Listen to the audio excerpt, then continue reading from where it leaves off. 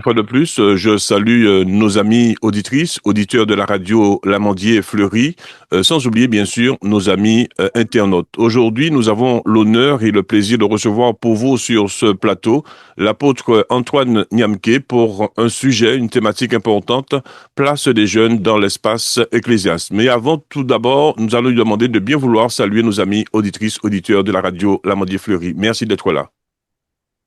Mais merci, Pasteur Jules, encore pour l'occasion que tu me donnes également de pouvoir m'exprimer. Je salue vraiment tous les auditeurs, tous ceux qui sont dans les dom-toms, tous ceux qui sont à Paris, dans les 5 continents.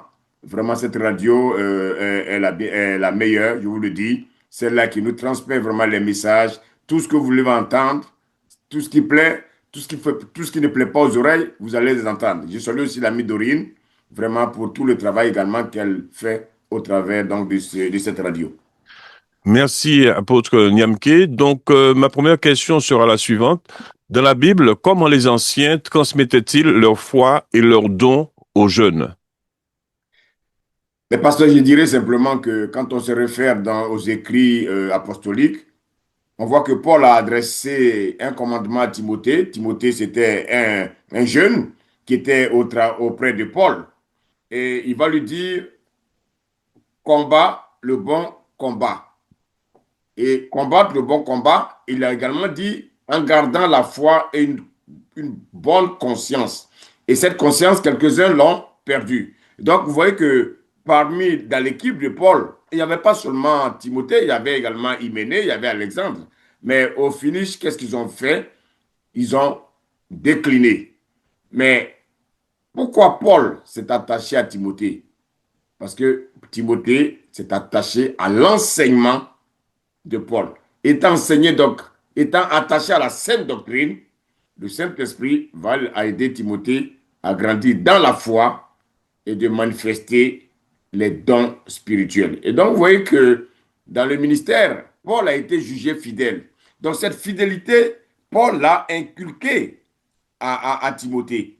Vous voyez? Donc, vous voyez qu'un aîné qui est fidèle, il ne peut qu'inculquer la fidélité à un jeune véritable, un jeune qui est assidu, un jeune qui est présent et un jeune qui aime les choses de Dieu. Donc, ce que je peux dire, c'est que les aînés doivent aider les jeunes à une seule chose, les aider les jeunes à devenir ce que Dieu a prévu pour eux et surtout aider les jeunes à suivre le Seigneur.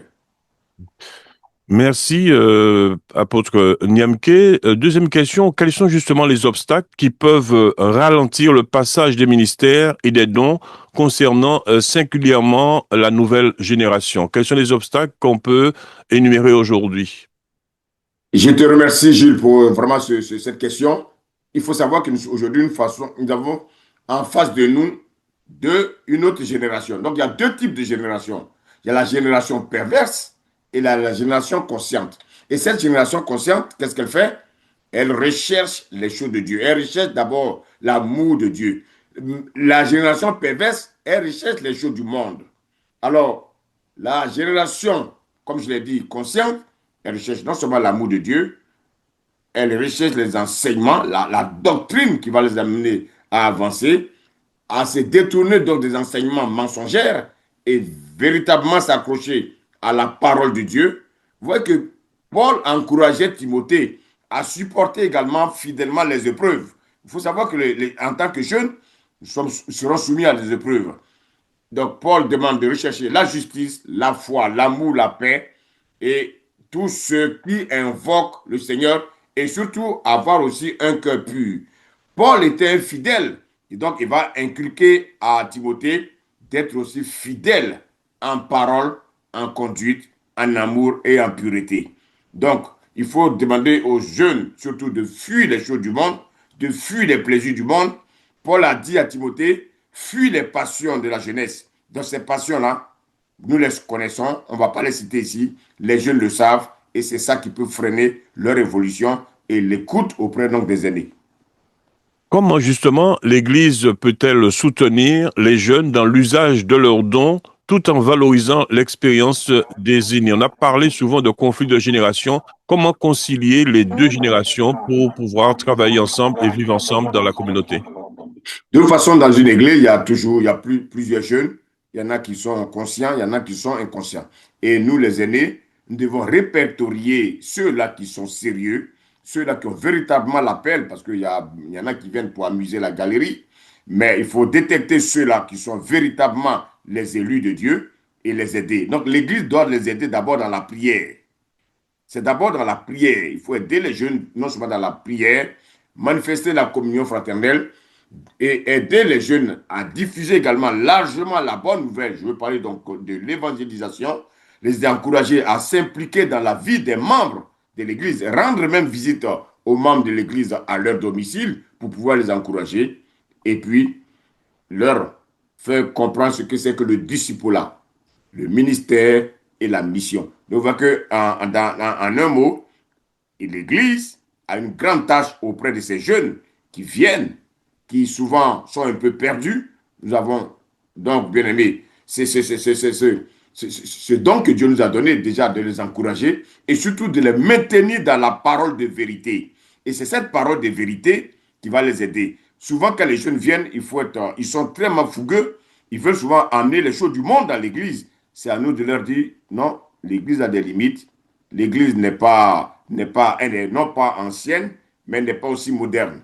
Il faut les canaliser afin de ne pas faire d'amalgame. Donc les jeunes ont besoin de notre aide, ils ont besoin d'être canalisés, mais surtout, il faut que nous leur renseignions ce que c'est que la vérité de la parole. Vous n'êtes pas qu'ils soient perdus. Aujourd'hui, qu'est-ce qu'on constate? Beaucoup de jeunes, sans chercher l'aide des aînés, voulant voler de leurs propres ailes, on voit que beaucoup ont dévié.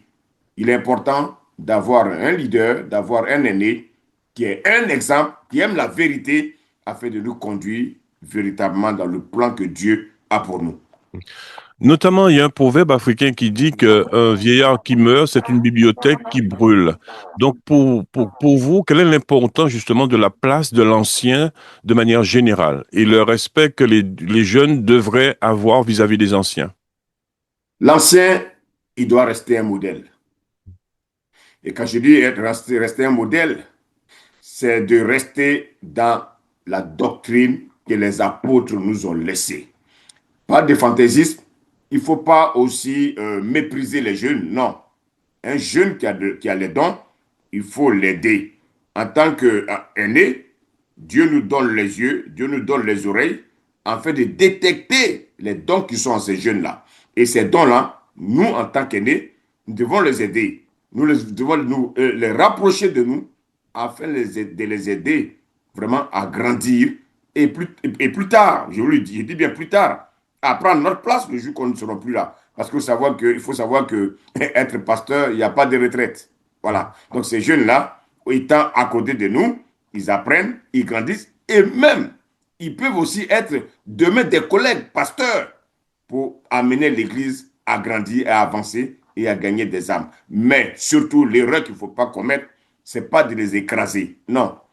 Dieu les envoie pas pour être écrasés, mais Dieu les envoie pour qu'ils soient canalisés sur le bon chemin. C'est ça que les jeunes ont besoin. Je peux dire aux jeunes qu'ils peuvent faire confiance aux aînés. Vraiment, ceux-là qui sont conscients que l'œuvre ne leur appartient pas, l'œuvre appartient à Christ. Une fois de plus, un grand merci à vous, apôtre Antoine Niamké, pour cette réflexion. Je rappelle la thématique, la place des jeunes dans l'espace ecclésial. En guise de conclusion, qu'est-ce que vous souhaiteriez que nos amis internautes, nos amis de la radio L'Amandier Fleury puissent retenir à travers cette réflexion? Je voulais que ceux qui nous écoutent comprennent que nous aussi, nous étions jeunes.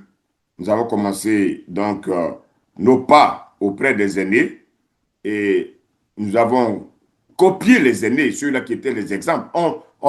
Moi, je pense que dans l'œuvre de Dieu, il n'y a pas de copiste. Non, il faut copier les bonnes choses. Si j'ai un aîné qui fait les choses correctement, comme est écrit la Sainte Bible, je ne peux que l'imiter. Paul dit, soyez mes imitateurs, comme je le suis de Christ. Mais Paul n'est pas Christ, mais il dit à ses disciples, à ceux-là qui le suivent, ceux-là qui ont mis leur confiance en lui, de l'imiter. L'imiter, ça veut dire quoi? Parce que Paul a compris que ce n'est plus lui qui vit, c'est Christ qui vit en lui. Donc si Christ vit en nous, les jeunes qui viennent, ils ne doivent pas voir l'apôtre Niamké, la personne de l'apôtre Niamké, mais ils doivent voir ce que Christ a déposé en l'apôtre Niamké. Et c'est ça qui aidera ces jeunes-là à devenir comme l'apôtre Nyamké. En devenant comme l'apôtre Nyamké, ils deviennent comme Christ. Parce que l'apôtre Nyamké ressemble à Christ. Une fois de plus, un grand merci à vous d'avoir accepté notre invitation et on vous donne rendez-vous très prochainement pour une nouvelle intervention. Merci à vous, apôtre Nyamké. Merci, pasteur. Merci et bonne journée à vous.